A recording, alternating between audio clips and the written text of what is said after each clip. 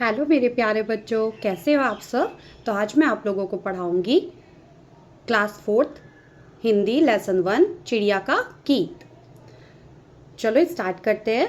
सबसे पहले मेरे घर का अंडे जैसा था आकार, तब मैं यही समझती थी बस इतना सा ही है संसार।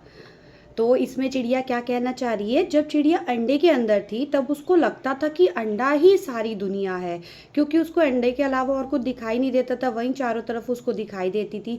तो उसको ऐसा लगता था कि जो केवल दुनिया है वो केवल अंडे के चारों तरफ ही है। जैसे भी हम रहते हैं, जहाँ पर रहते हैं, तो हम अगर उससे बाहर नहीं जाते हैं तो हमें ऐसा लगता है कि हाँ बस इतनी सी ही दुनिया है। उसी तरह जब चिड़िया अंडे में थी उसको भी यही लगता था कि यही उसकी पूरी दुनिया है या फिर यही पूरा संसार है। उसके बाद फिर मेरा घर बना घोंसला सूखे तिनकों से तैयार, तब मैं यही समझती थी बस इतना सा ही है संसार। फिर जब चिड़िया का जो बच्चा था या चिड़िया थी, जब वो अंडे से बाहर निकली, फिर वो घोंसले में रहने लगी। तब जब वो घोंसले में आई तो उसे लगा घोंसला ही उसकी पूरी दुनिया है। तो उसको बस इतना ही पता था कि हाँ भाई, घोंसले के बाहर कुछ नहीं है, यही मेरी दुनिया है और मुझे यहाँ पर ही रहना है।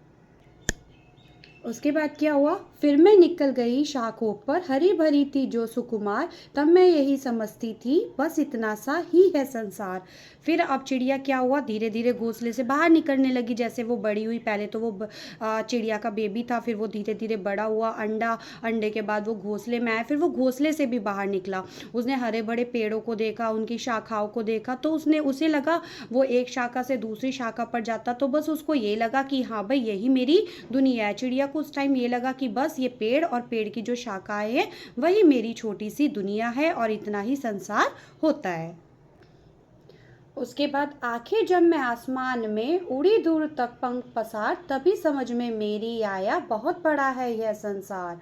उसके बाद जब वो पेड़ से उड़ना सीख गई और आसमान में दूर दूर तक जाने लगी, तब उसको समझ में आया कि दुनिया बहुत ज़्यादा बड़ी है।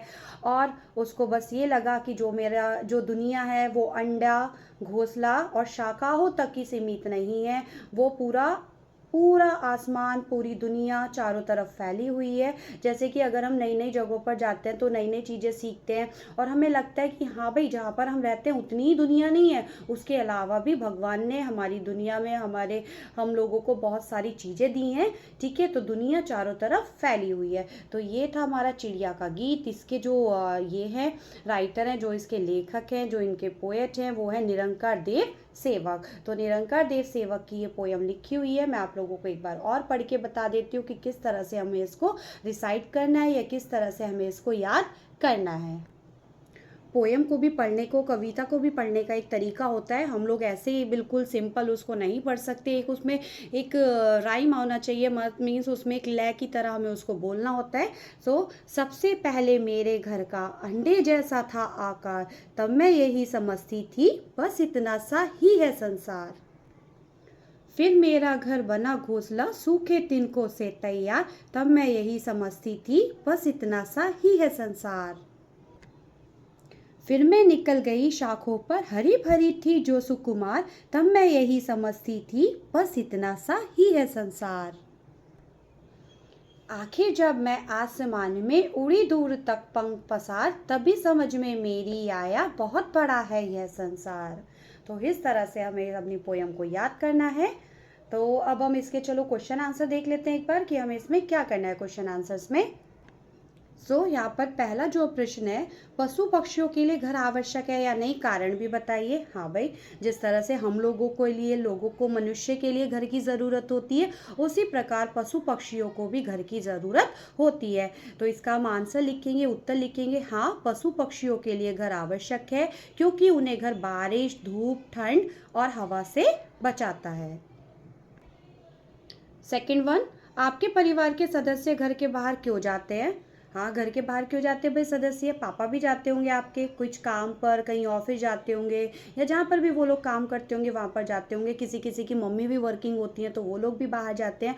तो मेरे परिवार के सदस्य, हम इसका आंसर लिख सकते हैं इस तरह से, मेरे परिवार के सदस्य घर से बाहर काम करने, स्कूल जाने, बाजार से सामान लाने और ज़रूरी काम करने के लिए जाते हैं। नाउ थर्ड वन, जब परिवार के सदस्य बाहर जाते हैं, बाहर से आते हैं तो आपको कैसा लगता है और क्यों। हाँ भाई, ऑब्वियसली जब घर से कोई हमारे बाहर जाता है तो हमें उनकी चिंता भी होती है और उनको वापस आने का इंतज़ार भी रहता है। तो हम इसका आंसर लिखेंगे, जब परिवार के सदस्य बाहर जाते हैं तो मुझे उनकी चिंता होती है और उनका इंतज़ार रहता है कि जब वो कब वापस आएंगे, कब वापस आएंगे। और जब वो वापस आ जाते हैं तो मुझे बहुत खुशी होती है क्योंकि वो सुरक्षित लौट कर वापस आ चुके हैं।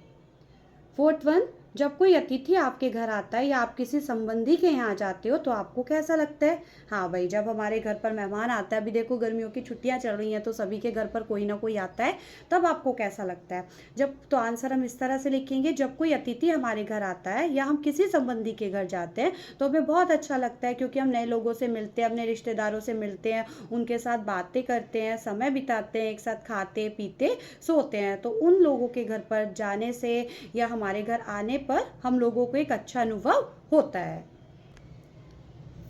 फिफ्थ वन, क्या आपको लगता है कि पक्षियों की तरह हम भी धीरे धीरे बड़े होते हैं और फिर उनकी तरह ही संसार देखते हैं? अपना अनुभव साझा कीजिए। हाँ भाई, ये तो सिंपल सी चीज़ है। पहले बेबी छोटा होता है, बच्चे होते हैं, छोटे होते हैं तो वो घर तक ही रहते हैं, फिर बाहर निकलते हैं, फिर बाहर से और भी दूर तक जाते हैं पढ़ाई के लिए, किसी काम के लिए। तो इसी तरह हम लोग भी पशु पक्षियों की तरह धीरे धीरे बड़े होते हैं और ये संसार देखते हैं। तो आप लोग इसका आंसर लिख सकते हो, हाँ हम भी पक्षियों की तरह धीरे धीरे बड़े होते हैं और फिर उनकी तरह ही संसार को देखना और समझना सीखते हैं। बचपन में बहुत सी चीज़ें नहीं समझ आती हम लोगों को, लेकिन धीरे धीरे हम उन चीज़ों को, जैसे ही हम अपने घर से बाहर निकलते हैं, दुनिया में आते हैं, दुनिया को देखते हैं, तो दुनिया जो हम नए नए तरह के अनुभव हमें दुनिया से मिलते हैं, हम उससे बहुत सारी चीज़ें सीखते हैं। सो नेक्स्ट क्वेश्चन है कविता की बात। इसमें क्या दिया हुआ है, एक क्वेश्चन दिए और उसके 4 ऑप्शन दिए हुए हैं।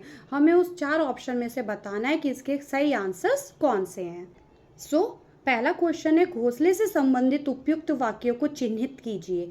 घोंसला पक्षियों का घर होता है। सेकंड वन, घोंसला सूखे तिनकों से बनाया जाता है। थर्ड, पक्षियों का घोंसला केवल पेड़ों पर होता है। कुछ पक्षियों का घोंसला हमारे घरों में भी होता है।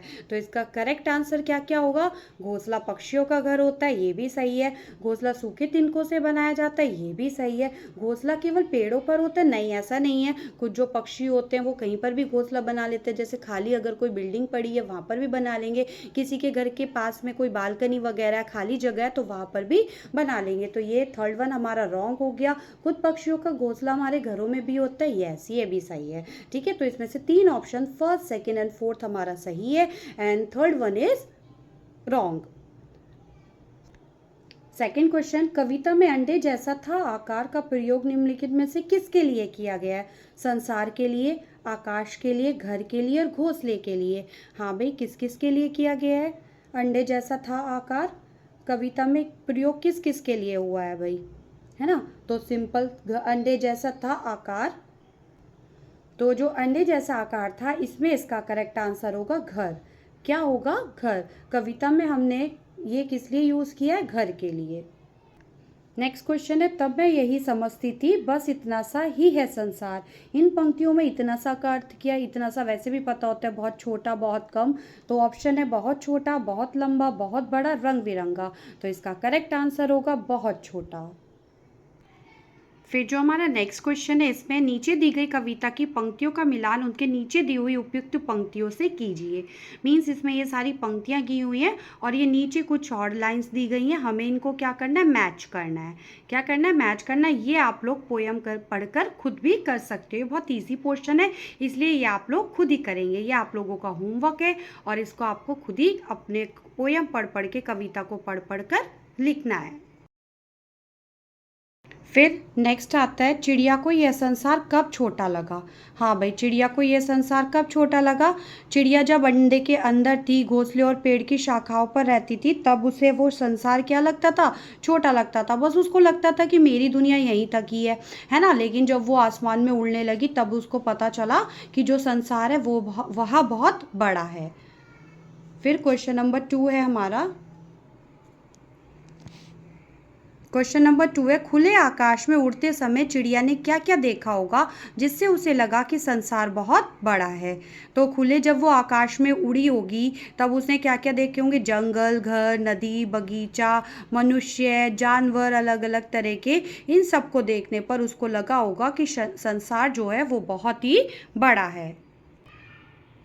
नेक्स्ट वन है, प्रायः सुबह शाम पक्षियों की चहचहाहट सुनाई देती है, ऐसा क्यों होता है? हाँ भाई, सुबह शाम ही ज़्यादा दिखाई देती है, सुनाई आती है। तो इसका आंसर लिखेंगे, प्रायः सुबह शाम पक्षियों की चहचहाहट सुनाई देती है। ऐसा इसलिए होता है क्योंकि पक्षी सुबह अपने भोजन की तलाश में घोंसलों से बाहर निकलते हैं और अंधेरा होने तक वापस लौट आते हैं। तो उसी समय वो लोग घोंसले से बाहर निकलते हैं और शाम को घोंसले के अंदर जाते हैं। इसीलिए सुबह शाम हमें पक्षियों की चहचहाहट, उनकी आवाज़ ज़्यादा सुनाई देती है।